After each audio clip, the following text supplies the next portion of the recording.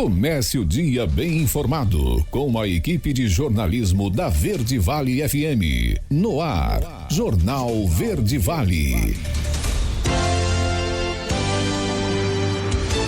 6h30. Olá, muito bom dia para você.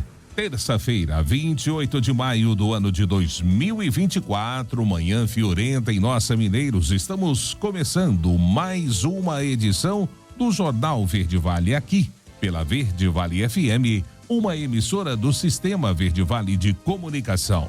Comigo na bancada, ela, Daliana Oliveira. Muito bom dia. Muito bom dia para você, Wesley. Um bom dia para você também que acompanha a 103,7, começando mais uma edição do Jornal Verde Vale dessa terça-feira. Agora você confere os destaques das últimas 24 horas. Jornal Verde Vale. Frente fria pode trazer chuva para a região sudoeste de Goiás. Albert Einstein pode assumir a gestão do Hugo em Goiânia. Agro do Rio Grande do Sul estima perdas de 3 bilhões de reais em uma década para recuperar produções inundadas. Xi Jinping vai ao Brasil para a visita de Estado às vésperas do G20. Governo aceita debater contra a proposta de reajuste com professores. CBF bate martelo e jogos adiados serão disputados durante a data FIFA. Empresários estariam fazendo vaquinha para matar o delegado Valdir, é o que aponta inquérito policial. Mais de 150 milhões de brasileiros vão às urnas em outubro. O uso da inteligência artificial e fake news preocupa especialistas. Os detalhes destas e outras notícias você vai conferir a partir de agora, aqui no Jornal Verde Vale. A notícia em primeira mão.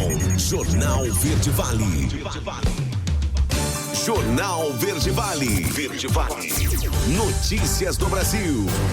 6h32. Mais uma vez, uma ótima manhã de terça-feira para você. Sejam todos bem-vindos e bem-vindas a mais uma edição do nosso Jornal Verde Vale. O presidente da China, Xi Jinping, planeja vir ao Brasil em novembro para uma visita de Estado. A data da viagem ainda não foi oficialmente confirmada, mas será provavelmente às vésperas da cúpula do G20, que vai acontecer no Rio de Janeiro nos dias 18 e 19 de novembro. Fontes do Itamaraty confirmaram que o governo chinês já deu indicações claras e fortes de que Xi Jinping quer aproveitar a viagem para o G20 para também se encontrar com o presidente Lula em Brasília. Uma visita de Estado é a forma mais importante de encontro diplomático entre países e normalmente envolve muita pompa e cerimônia por parte do governo anfitrião. Em abril do ano passado, Lula foi recebido por Xi Jinping em Pequim, também para uma visita de Estado. Na ocasião, os dois países assinaram mais de 20 acordos em diferentes áreas, como agricultura, meio ambiente, ciência e tecnologia. Segundo o Itamaraty, uma pauta bilateral bastante ampla deverá ser discutida entre os dois líderes também no Brasil. E como todos sabem, a China é de longe o maior parceiro comercial do Brasil.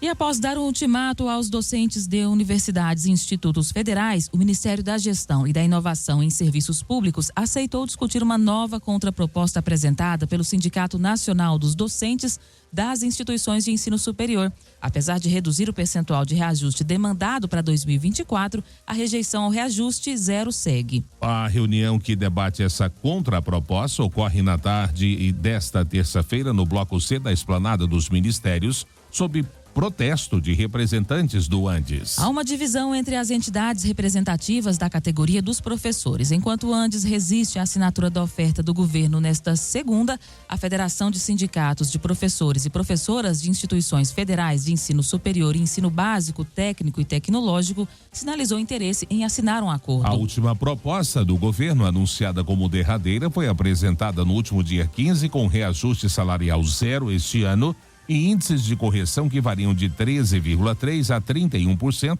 entre 2025 e 2026. O ministro da Fazenda, Fernando Haddad, tem salientado que não há espaço para concessão de reajuste salarial a nenhuma categoria do funcionalismo em 2024. Para esse ano, o governo se limitou a conceder um reajuste nos benefícios Auxílio Alimentação, Auxílio Saúde e Auxílio Creche, pagos aos servidores do Executivo Federal. 6h35 e o Rio Grande do Sul ainda contabiliza 56 pessoas desaparecidas. Quem nos traz essa atualização é Marcelo Vaz. Mais recente relatório divulgado pela Defesa Civil Gaúcha no início da noite desta segunda-feira indica que ainda existem no estado um total de 56 pessoas na contagem de desaparecidos em decorrência das chuvas das últimas semanas. Ao todo permanecem 169 óbitos confirmados e 806 pessoas feridas. A população afetada pelas águas é de 2.300.000 pessoas em 469 municípios. Os desalojados ultrapassam 580 mil e as pessoas em abrigos temporários 55.800 até o momento. O relatório aponta ainda mais de 104 mil pontos sem luz no estado. O sistema de abastecimento de água da Corsã foi considerado normalizado e a quase totalidade dos municípios já possui sinal de telefonia e internet. São 1.077 escolas afetadas em 251 municípios. No que se refere às estradas, atualmente 61 trechos estão com bloqueios totais ou parciais em 36 rodovias. As chuvas fortes que retornaram à faixa leste do Rio Grande do Sul nesta segunda, com previsão de extensão nesta terça, de acordo com a sala de situação do governo do estado, trazem ventos fortes à região litorânea e ressaca a costa gaúcha em função da formação de um ciclone extratropical sobre o oceano. Os rios no estado se encontram em situação diversa. Em alta, o Rio dos Sinos, 30 centímetros acima da cota de inundação. Operam em estabilidade os rios Gravataí e Jacuí. Mesmo com as chuvas, são considerados em queda os rios Taquari, Caí e Guaíba, que no início da noite estava com 89 centímetros acima de sua cota de inundação. Em Pelotas, na zona sul do estado, o canal São Gonçalo atingiu sua máxima histórica nesta segunda-feira com 3 metros e 13 centímetros. Diversas ruas permanecem completamente inundadas no município. A chuva volumosa e o vento do quadrante leste indicam, de acordo com a prefeitura, que o município deve viver um novo momento crítico provocado pela crise climática. Em Rio Grande, o nível da Lagoa dos Patos registrava no final da tarde quase 20 centímetros acima do nível do cais, com dezenas de ruas alagadas. Quanto às barragens monitoradas pela União, a barragem do Salto, em São Francisco de Paula, é considerada em nível de emergência, com risco de ruptura iminente, exigindo providências para preservar vidas. O ciclone extratropical continuará trazendo muito vento ao estado nesta terça-feira, com uma queda maior nas temperaturas. Agência Rádio Web, de Porto Alegre, Marcelo Vaz. Jornal Verde Vale. Notícias de Goiás.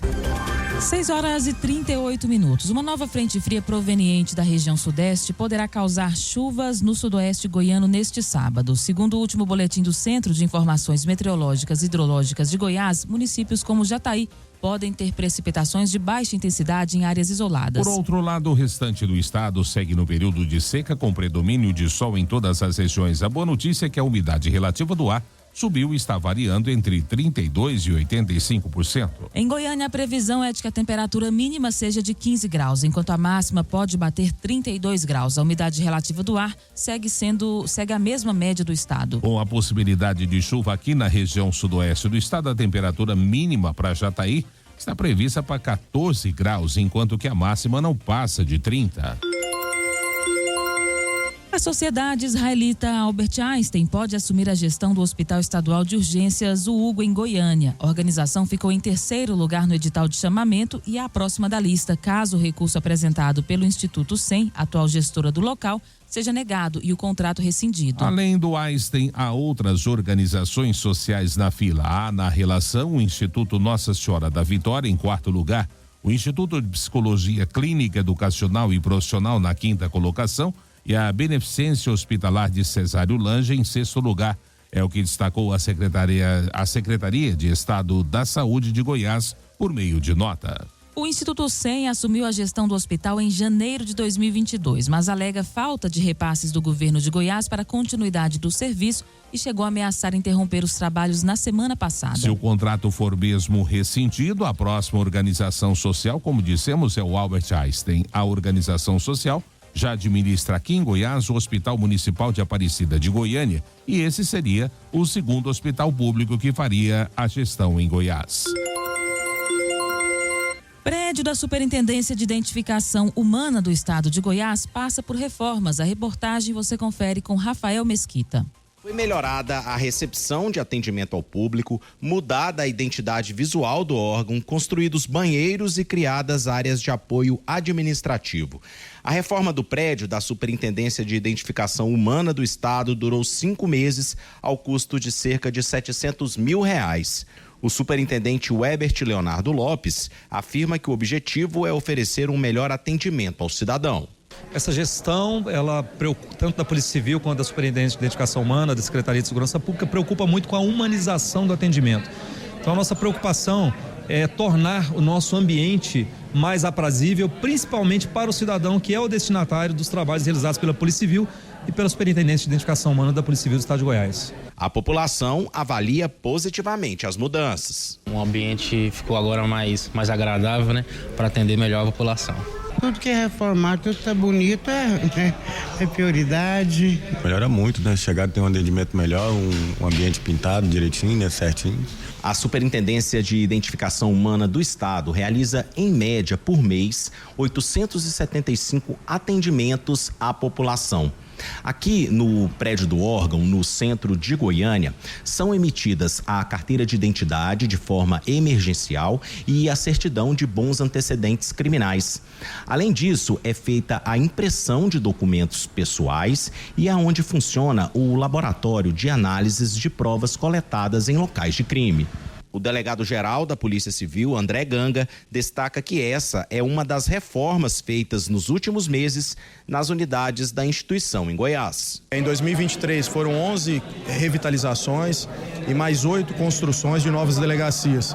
E esse ano está previsto para 17 revitalizações aqui em Goiânia e também no interior. Isso proporciona um local de trabalho muito melhor para o servidor, muito mais saudável e também com atendimento à população de todos esses serviços que é prestado pela Polícia Civil. Rafael Mesquita, da Agência Brasil Central. Jornal Verde Vale. Esportes. 6h42. E o técnico Pepe Guardiola comandou o Manchester City ao inédito tetracampeonato inglês e ao primeiro título da Champions League conquistado pelo time. No entanto, a vitoriosa parceria pode chegar ao fim na próxima temporada. A informação do jornal britânico Daily Mail é de que o treinador espanhol planeja mudar de áreas tão logo acabar o vínculo atual com a equipe de Manchester em junho de 2025. A alegação vai de encontro com a declaração de Guardiola ao ser perguntado sobre uma possível renovação de contrato. Pepe Guardiola tem 53 anos e 38 troféus como treinador. A carreira começou em 2008 no Barcelona, onde levantou 14 taças. Em 2013, o espanhol assumiu o comando do Bayern de Munique e chegou a 7 campeonatos conquistados no time alemão até 2016, quando assinou com o Manchester City. No clube inglês, o técnico já soma 17 títulos. Embora ainda não tenha detalhado os planos para o futuro pós-City, Guardiola já revelou o desejo de treinar uma seleção quando a passagem pela equipe da Inglaterra chegar ao fim. E o volante Paulinho deixará o Corinthians ao final do seu contrato. O clube e jogador não chegaram a um acordo pela renovação do vínculo, que se encerra no final de junho, e já encerraram as negociações por uma extensão contratual. Esta segunda-feira, o jogador confirmou a saída do clube. Desde que congelou as negociações para renovar com o Corinthians, Paulinho recebeu procuras de clubes brasileiros e internacionais. Entre os interessados estão Gamba Osaka, Caxias Reysol, ambos do futebol japonês. Paulinho soma 218 jogos, 40 gols e 4 títulos pelo Corinthians. Campeonato Brasileiro de 2011, Copa Libertadores de 2012, Mundial de Clubes também de 2012 e o Campeonato Paulista em 2013. Jornal Verde Vale. Agronegócios. 6h44. O agronegócio gaúcho pode ter perdido cerca de 3 bilhões de reais em decorrência das enchentes que assolam o estado e deve levar ao menos uma década para a normalização do cenário, segundo a estimativa da Federação da Agricultura do Rio Grande do Sul, divulgadas ontem. A Farsul realizou um levantamento com apoio do projeto SOS Agro Rio Grande do Sul, que representa 2.025 produtores no estado. De acordo com o economista-chefe da Farsul, Antônio da Luz, o cálculo é baseado na área de produção inundada. Da Luz reforça que a estimativa ainda é preliminar, pois não considera as potenciais perdas em áreas não inundadas que não estão sendo colhidas e da produção que já foi colhida. Segundo o levantamento, 347 produtores informaram prejuízos, totalizando pouco mais de 467 milhões e 600 mil reais, uma média de 1 milhão e 400 mil reais por ocorrência. Ao todo, 550 agricultores responderam o levantamento. Muitos ainda não foram entrevistados, pois não têm acesso à produção para fazer as estimativas. A notícia em primeira mão. Jornal Verde Vale. Agora, na Verde Vale, os comentários de Alexandre Garcia. Bom dia. Aqui no Distrito Federal, nós que temos empresa, todas as empresas vão ter que pagar no fim do mês uma taxa de fiscalização de estabelecimento empresarial. É incrível. Aqui no Brasil, a gente paga imposto para empregar, porque paga imposto sobre a folha de pagamento. Para dar emprego, se paga imposto. E para ser fiscalizado, se paga a taxa para ser, fiscalizado, para ver se vão multar ou não vão multar o estabelecimento. Como se paga para o Estado, para o Distrito Federal, eu não sei se isso é lei estadual em todos os estados, mas faz parte daquele colar, daquele rosário de impostos que a gente tem que gastar um departamento especial de contabilistas para conhecerem a legislação e pagarem todos os impostos. O Estado brasileiro estrangula a atividade econômica com excesso de imposto e não tem conhecimento da lei de Laffer. A lei de Laffer mostra que quando se cobra imposto demais, ou a pessoa derruba a sua atividade econômica para pagar menos, ou acaba sonegando. E aí cai. Sendo que quanto menor o imposto, mais se paga. Eu estou cansado de dar o exemplo aqui do brasileiro de Governador Valadares, que eu encontrei em Tampa, na Flórida, que me disse que em Valadares ele sonegava tudo que podia, era comerciante. Agora é comerciante lá na Flórida e paga tudo que pode e acha que está pagando pouco, porque tem serviços públicos. Também tem mais essa questão, a gente paga imposto ou paga taxas para receber serviços públicos.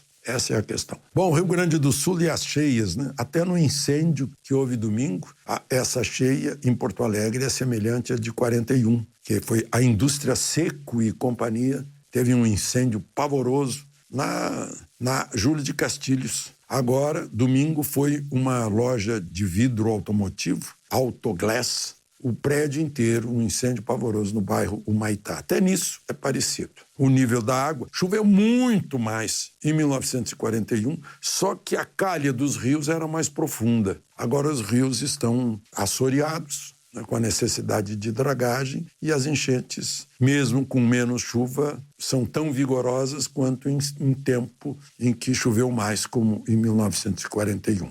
Houve até um fake news por parte de integrantes da Brigada de Infantaria Motorizada, lá em Canoas, dizendo que um dique da Vila Matias Velho tinha arrebentado e tinha que evacuar. O Exército já identificou aqueles que passaram para frente essa notícia falsa. Por outro lado, o Exército, que perdeu 2 passadeiras, né, 2 pinguelas no Rio Forqueta, já está com, de novo, 2 passadeiras lá, esperando que a correnteza permita. Mas mais acima do rio, onde a correnteza é menor, já fez uma passarela para ligar os municípios, pelo menos para pedestres, de Travesseiro e Marques de Souza. Lá em Candelária, no Rio Pardo, o Exército, quando percebeu que a correnteza aumentava, recolheu a passarela, a passadeira, e agora já a lançou de novo e está lá funcionando. A engenharia do Exército fazendo isso. Mas o trabalho dos voluntários continua por toda parte, né?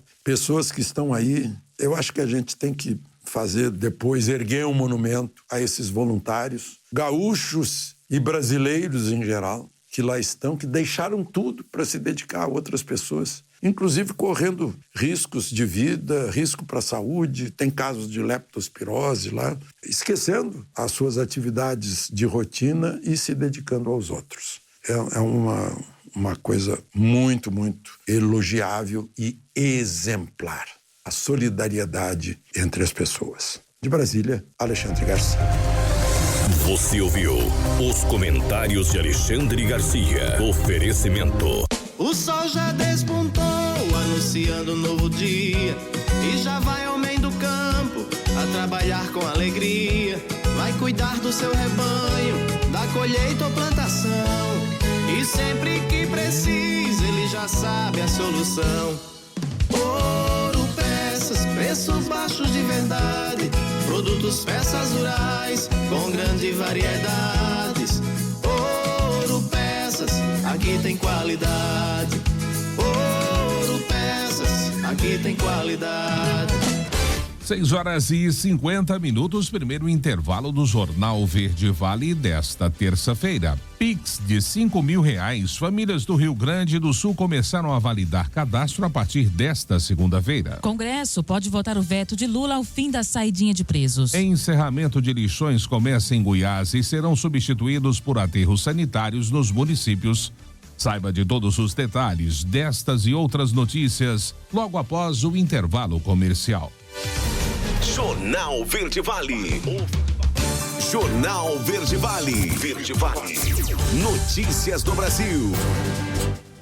7h em ponto agora, já de volta com o segundo bloco do Jornal Verde Vale dessa terça-feira. E a partir da segunda-feira ontem, famílias do Rio Grande do Sul que receberão o auxílio reconstrução, ou seja, o voucher de R$5.100 disponibilizado pelo governo federal, deverão validar os dados enviados pela prefeitura. Essa é a segunda etapa para o recebimento do recurso, que pode começar a ser pago ainda nesta semana. Desde a última semana, os municípios podem informar os dados sobre os endereços afetados por enchentes e as famílias que terão acesso ao benefício. Agora, o responsável familiar terá que confirmar essas informações. Serão contemplados núcleos familiares de 369 municípios em que houve a decretação de estado de emergência ou de calamidade. O auxílio será pago em parcela única, preferencialmente para famílias lideradas por mulheres. Após a validação, os dados serão cruzados com outras bases, como as da Previdência ou de programas de assistência, para confirmar endereços e CPFs. Por fim, o pagamento será autorizado. E falta menos de uma semana para terminar o prazo para enviar a declaração do Imposto de Renda 2024, referente ao ano base 2023 para a Receita Federal. Nesta sexta-feira é a data limite para prestar as obrigações fiscais junto ao fisco. A Receita espera receber 47 milhões de declarações até a sexta-feira. Vale lembrar que na véspera, quinta, o envio das declarações do Imposto de Renda ocorre o feriado de Corpus Christi. Até o momento, 31 milhões de prestações de obrigações fiscais foram enviadas. Não enviar a declaração dentro do prazo acarreta em multa, que pode variar de R$ 165,74 a 20% do tributo devido, com acréscimo de 1% ao mês, taxa extra cobrada em casos de atrasos. Além de ficar de olho no prazo para enviar as obrigações fiscais, é importante que o contribuinte fique atento para não cair na malha fina. Quando a declaração do imposto de renda apresenta algum erro, seja de algum dado preenchido incorretamente ou de algum dado incompatível e até de suspeita de fraude na análise. E o Congresso pode votar o veto de Lula ao fim da saidinha de presos. A matéria é com Yuri Hudson. O Congresso Nacional se reúne nesta terça-feira em mais uma tentativa de sessão conjunta para analisar vetos presidenciais. São 20 vetos no total, 17 trancando a pauta e alguns polêmicos, como o chamado veto a saidinhas de presos e também a trechos da Lei de Diretrizes Orçamentárias. A oposição já elencou o veto à saidinha como uma das prioridades. O governo argumenta que essa proibição à saidinha seria inconstitucional.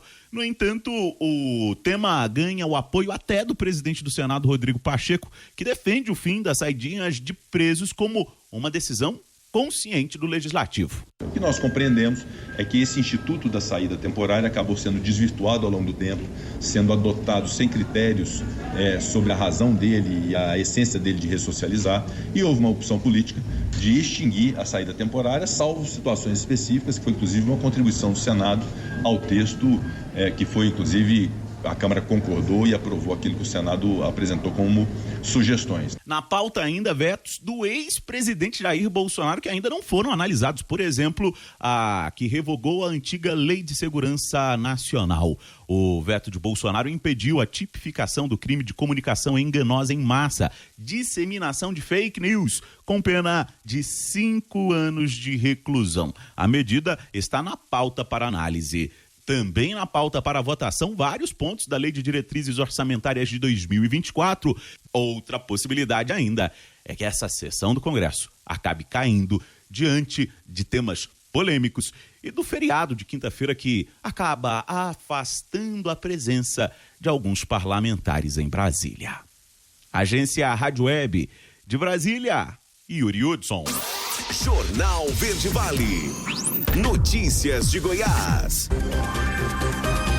7h04 agora. E o presidente nacional do PSDB, o ex-governador Marconi Perillo, detalha a estratégia elaborada em busca do ressurgimento do partido em Goiás e no Brasil, com vistas a retomar o papel de protagonista nas eleições de 2026. Segundo ele, o trabalho passa necessariamente pela reconquista de parte do eleitorado conservador cooptado pela base do ex-presidente Bolsonaro. A avaliação entre tucanos é que há um amplo espaço para ampliar as votações do partido a partir da apresentação de projeto alternativo tanto ao presidente Lula quanto ao bolsonarismo, mas com a meta de consolidar a posição na centro-direita. O entendimento se aplica tanto para a próxima disputa presidencial quanto para a corrida pelo Palácio das Esmeraldas.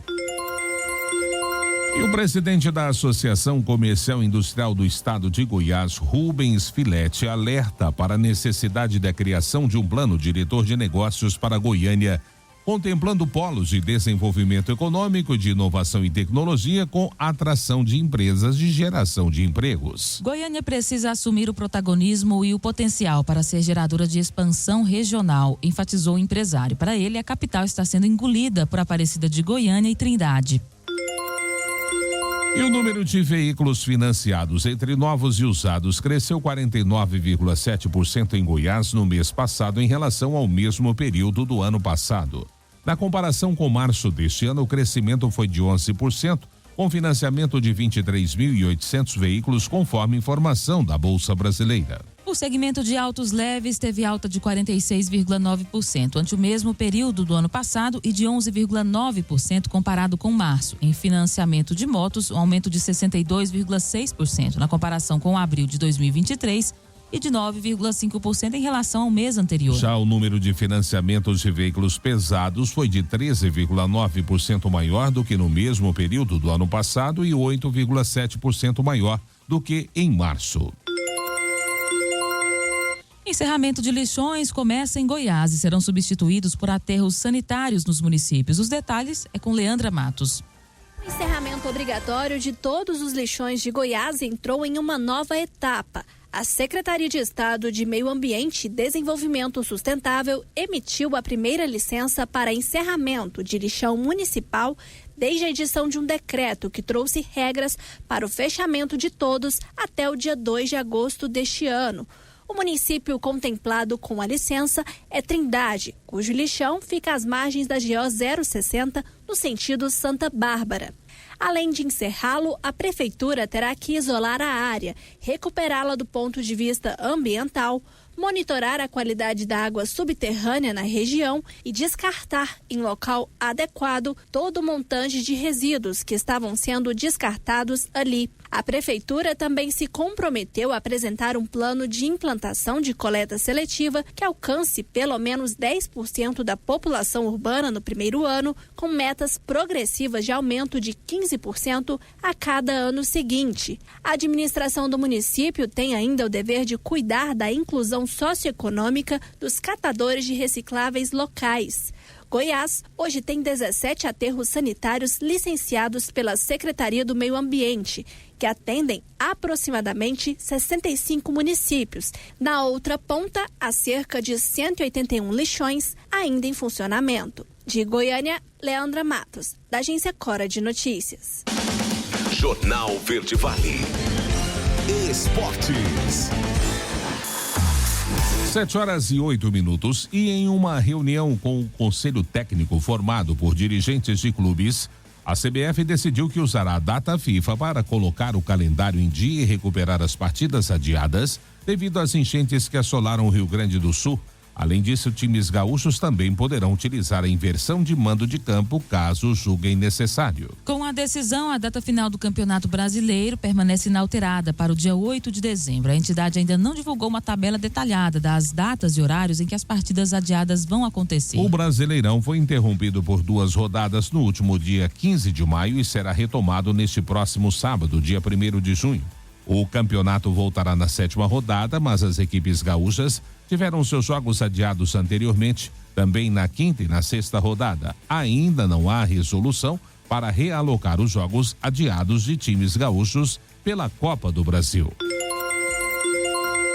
E o goleiro titular do Atlético Paranaense e convocado para a seleção brasileira, Bento, ganhou destaque nos últimos meses e pode deixar o Furacão. Pelo menos é o que informa o jornal italiano Gazzetto dello Sport, que revelou o interesse da Inter de Milão, atual campeã do campeonato italiano, em contratar o brasileiro para reforçar a equipe na próxima temporada. Bento e a Inter já teriam um acordo, isso porque o brasileiro é tratado como uma das prioridades da equipe italiana. O Furacão, por sua vez, deixou claro que não abrirá mão de receber os 20 milhões de euros, algo em torno de 111 milhões de reais, para liberar o goleiro de 24 anos que tem contrato até o final de 2026. A diretoria do time italiano considera o valor alto, mas por saber do interesse em outros clubes no atleta, incluindo times da Inglaterra, a negociação deve se manter. O planejamento para contar com Bento é de médio a longo prazo, já que Ian Sommer, de 35 anos, é o goleiro titular atualmente na equipe. Jornal Verde Vale. Agronegócios. E o mercado físico do boi gordo iniciou a semana com preços enfraquecidos para a arroba das principais praças de produção e comercialização do país. A oferta segue crescendo no centro-oeste e norte, fazendo com que as indústrias tenham conforto no seu posicionamento de escalas de abate. É o que disse o analista da consultoria Safras e Mercado, Fernando Henrique Iglesias. Com as poucas chuvas previstas para um cenário de curto prazo, o desgaste das pastagens tende a se agravar, forçando o pecuarista a colocar mais oferta de boiadas à disposição. Em São Paulo, algumas unidades permanecem ausentes da compra de gado, ainda com a perspectiva de queda de preços no curto prazo. Animais padrão China são negociados em média R$ 225 a arroba a prazo. Em relação a animais destinados ao mercado interno, os negócios flutuam entre R$ 220 e R$ 225 arroba a prazo. Em Minas Gerais, mais um dia de acomodação dos preços no estado. Na região de Utuiutaba, a indicação dos negócios a R$ 215 arroba. Em Janaúba, a indicação de negócios até R$ 195 arroba no preço a prazo. Em Goiás, o padrão dos negócios vem se sustentando durante a semana, ainda com alguma perspectiva de queda. Na região de Mineiros, indicação de negócios a R$ 205 arroba a prazo. Em Goiânia, a indicação é de R$ 197 arroba a prazo. Já em Mato Grosso do Sul, os preços ficaram estáveis. Em Campo Grande, relatos de negociações de até R$ 215 arroba também no preço a prazo. No Mato Grosso, a semana começa com preços em queda. Na região de Cuiabá, a indicação de negócios é a R$ 210 a arroba a prazo. Na região do Xingu, a indicação de negócios ao nível de R$ 204 arroba a prazo. Jornal Verde Vale. Verde Vale. Notícias do Brasil. 7h12. E o ministro Alexandre de Moraes, do Supremo Tribunal Federal, determinou nesta segunda-feira que a Polícia Federal ouça o delegado Rivaldo Barbosa. Ele está preso por suspeita de planejar o assassinato da vereadora Marielle Franco. Agora a Polícia Federal tem 5 dias para que Rivaldo preste depoimento, com direito assegurado ao silêncio e a garantia de não autoincriminação. Rivaldo foi denunciado pela Procuradoria-Geral da República por supostamente encorajar a decisão de matar Marielle e prestar auxílio intelectual aos envolvidos, inclusive com orientação sobre onde não deveriam cometer os assassinatos. À época, ele era diretor da divisão de homicídios da Polícia Civil. Um dia antes do crime, ele se tornou o chefe da corporação. 7h13. A Justiça libera o pagamento de 2,3 bilhões de reais em atrasados do INSS. Vamos conferir os detalhes com Humberto Ferretti. Justiça libera o pagamento de 2 bilhões e 300 milhões de reais em atrasados do INSS. O dinheiro irá para cerca de 140 mil beneficiários que entraram com ação contra o órgão e venceram. São processos de até 60 vezes o salário mínimo, chamados de requisições de pequeno valor, cujo cidadão teve o ganho de causa definido em abril. Normalmente, o segurado procura a Justiça para pedir a revisão do benefício ou até a concessão de pensão por morte ou incapacidade. Por exemplo, a consulta para o cidadão saber se foi contemplado pode ser feita no site do Tribunal Regional Federal da área onde foi aberta a ação. O pagamento dos atrasados é feito via Caixa Econômica Federal ou Banco do Brasil. Após a determinação da Justiça, o dinheiro costuma estar liberado para saque em até uma semana, mas o prazo depende da capacidade de cada tribunal de fazer a distribuição. Da Rádio 2, Humberto Ferretti. 7h14, último intervalo do Jornal Verde Vale desta terça-feira. No próximo bloco, empresários estariam fazendo vaquinha para matar o delegado Valdir. É o que aponta inquérito policial. Mais de 150 milhões de brasileiros vão às urnas em outubro. O uso da inteligência artificial e fake news preocupa especialistas. E claro, também espaço para as nossas notícias locais com ele, J. Pereira. Não saia daí. A gente volta já, sempre trazendo tudo em detalhes para você. Jornal Verde Vale. Jornal Verde Vale. Verde Vale. Notícias do Brasil. 7h24, já estamos de volta com o Jornal Verde Vale desta terça-feira aqui pela Verde Vale FM, uma emissora do Sistema Verde Vale de Comunicação. Olha, o Brasil tem 10.111 quilômetros de trilhos e ferrovias listados como sem tráfego. A denominação dada pela ANTT significa que esses trechos não são utilizados pelas concessionárias por não ter viabilidade econômica. Esse montante representa 1/3 de toda a malha de ferro brasileira. A região do Brasil que apresenta a maior quantidade de trilhos ociosos é o Nordeste, com 3.618 quilômetros. Em seguida estão as regiões Sul e Sudeste. O Centro-Oeste é a região com a menor extensão de trilhos e ferrovias ociosos, enquanto que o Norte não apresenta trechos sem viabilidade econômica, segundo a agência reguladora. Os consumidores de energia elétrica que usam o chamado Mercado Livre estão conseguindo uma economia de cerca de 40% na conta, em comparação com o sistema cativo, segundo o levantamento feito em 3 estados e no Distrito Federal pela Mitragio, a empresa comercializadora desse setor. No Mercado Livre, o consumidor escolhe a empresa geradora e as condições de fornecimento de eletricidade, pagando às distribuidoras apenas pelo uso da rede de transmissão. Desde janeiro, consumidores conectados em alta tensão, ou seja, aquelas acima de 2,3 kW, podem migrar para o Mercado Livre. Representantes da indústria de plásticos e de setores que utilizam esses produtos pediram uma audiência com o presidente Lula para tentar evitar o aumento das alíquotas de importação de resinas termoplásticas, a matéria-prima da indústria. A cobrança maior para a entrada desses produtos no país é uma reivindicação da indústria química, que diz enfrentar concorrência desleal da China. Segundo as entidades contrárias ao aumento, a importação mais cara terá impacto sobre os preços de embalagens e artefatos plásticos, com efeito sobre a inflação, uma vez que esses produtos são usados em uma vasta gama de itens, incluindo os da cesta básica e os utilizados em programas oficiais como Minha Casa Minha Vida. E mais de 150 milhões de brasileiros vão às urnas em outubro. O uso da inteligência artificial e a fake news preocupa especialistas. Os detalhes dessa matéria com Milena Abreu. 2024 é ano de eleições. Em outubro, mais de 153 milhões de brasileiros vão às urnas para escolher novos prefeitos, vice-prefeitos e vereadores. Nos meses que antecedem o pleito, temas que podem impactar o processo de alguma maneira ganham força. Há poucos dias, por exemplo, a Ordem dos Advogados do Brasil, Seção São Paulo, realizou o 2º Congresso Paulista de Direito Eleitoral.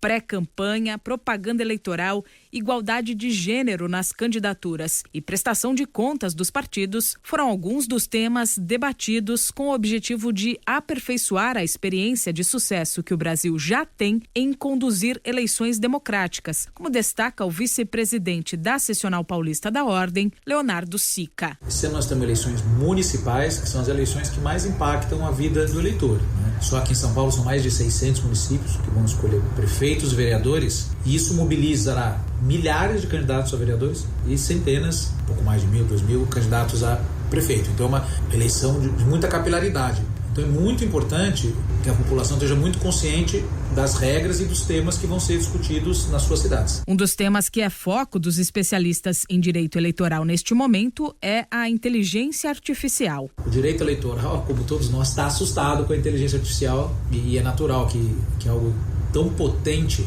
cause essa reação de susto. O direito eleitoral está se movimentando rapidamente. A gente fez um congresso aqui na OAB, onde o tema foi discutido.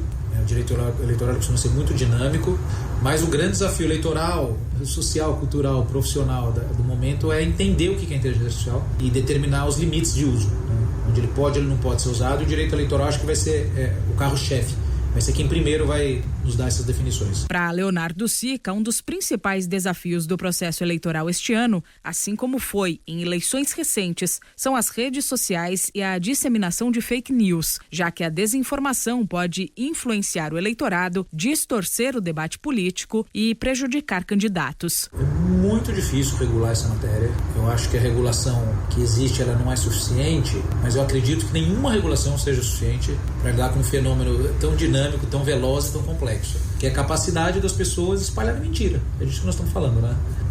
Primeiro, saber o que é mentira e o que não é já é difícil. Regular o que é mentira e o que não é difícil. Então, eu acho que o que falta é o seguinte: falta desenvolver padrões culturais, especialmente na internet, de entender o que são fontes seguras, o que são fontes confiáveis, e depois meios de investigação. O que importa aqui é a rapidez. Você tem uma mentira circulando, se ela circular algumas horas é uma coisa, se ela circular alguns dias é outra. Então o que a gente tem que aperfeiçoar no aparato regulatório são os meios de investigar, apurar e rapidamente retirar a mentira de circulação. Vale lembrar que já estão em vigor restrições maiores em relação ao uso de mídias sociais no processo eleitoral deste ano. Plataformas como o X, o antigo Twitter, e o YouTube, por exemplo, não permitem mais que conteúdos políticos sejam pagos. O vice-presidente da OAB São Paulo, Leonardo Sica, acredita que o eleitor deve ficar atento à legislação eleitoral. Esse conhecimento vai nortear o eleitor na hora de escolher o seu voto. Candidatos que violam regras podem, na avaliação de Sica, não ser tão confiáveis. Da Rádio 2, Milena Abril. Jornal Verde Vale. Notícias de Goiás. 7h30 e cumprir o limite de despesa com servidores determinados pela Lei de Responsabilidade Fiscal ainda um desafio para parte dos municípios goianos. Em 2023, 6 cidades registraram gasto superior ao teto legal de 54% da receita líquida e outras 17 ficaram acima do limite prudencial de 51,3%. Na lista, 15 municípios têm menos de 20 mil habitantes. Os dados são do Tribunal de Contas dos Municípios de Goiás e correspondem às contas do Executivo. O caso mais grave é de Vila Boa, no entorno do Distrito Federal, que conta com 4.200 habitantes, segundo o Instituto Brasileiro de Geografia e Estatística. No ano passado, a prefeitura de lá gastou 18 milhões de reais em despesa com pessoal, valor que representou 58,9% da receita líquida. Em segundo lugar, no ranking está Cavalcante, cidade com 9.500 habitantes e localizado no Nordeste goiano. O município aplicou 28 milhões na despesa com pessoal em 2023, 58,55% da receita líquida.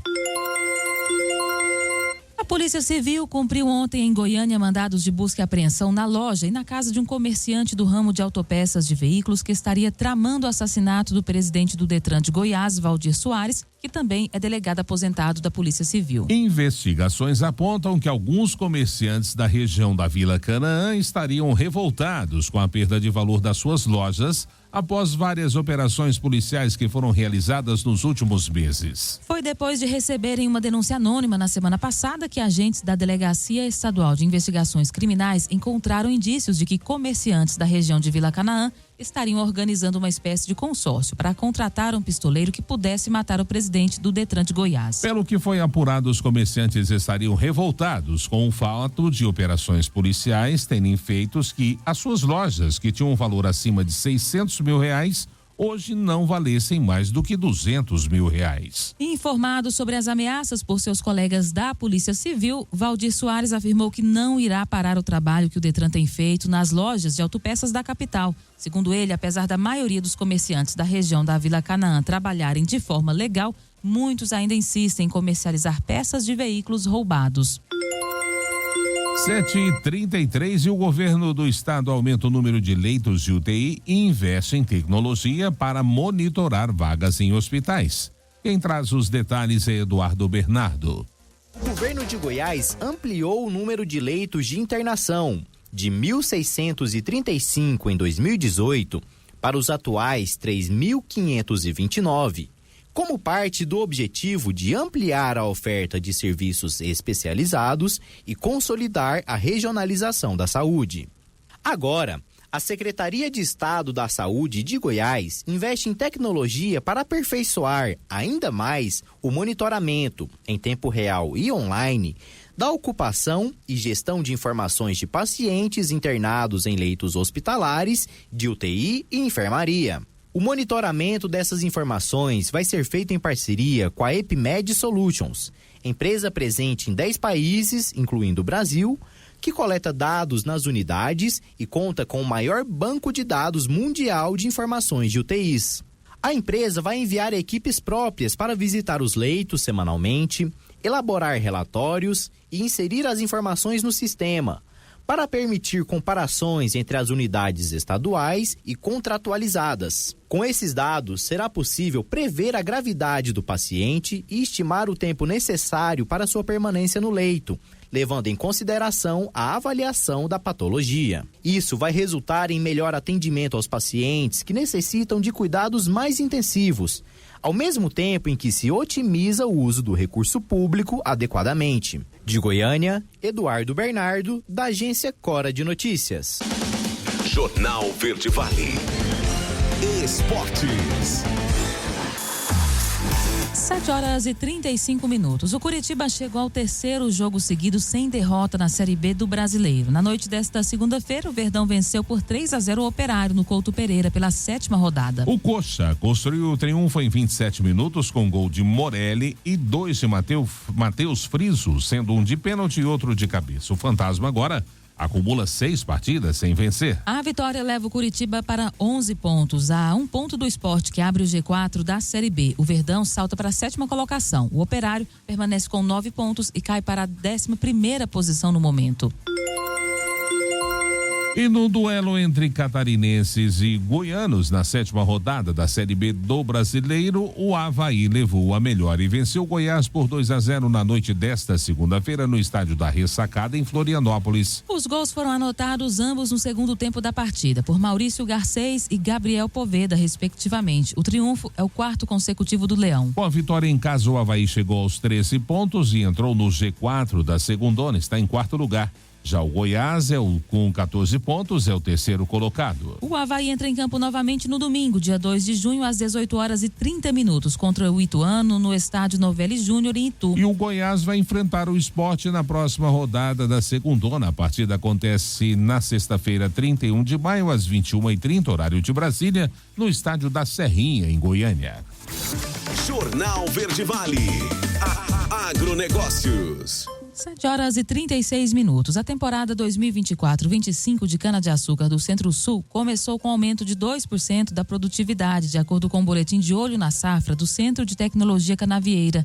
A média de produtividade em abril foi de 85,6 toneladas por hectare, uma alta de 2% ante a temporada anterior, quando foi de 84,3 toneladas por hectare. Segundo o CTC, o aumento da produtividade refletiu o inverno mais chuvoso do ano safra anterior, o que beneficiou os canaviais precoces da safra 24-25. Além disso, a cana bisada, a cana que sobrou de uma safra para outra sem ser colhida, representou 16% da colheita em abril, acima da média de 5% do indicador. O CTC ponderou ainda que a safra começou com um cenário climático desafiador, com déficit hídrico acentuado nas lavouras em abril e em virtude da menor regime e das irregularidades das chuvas. Porém, com clima mais seco, o açúcar total recuperável teve a média de 115,9 quilos por tonelada em abril, uma alta de 2 quilos ante igual mês de 2023.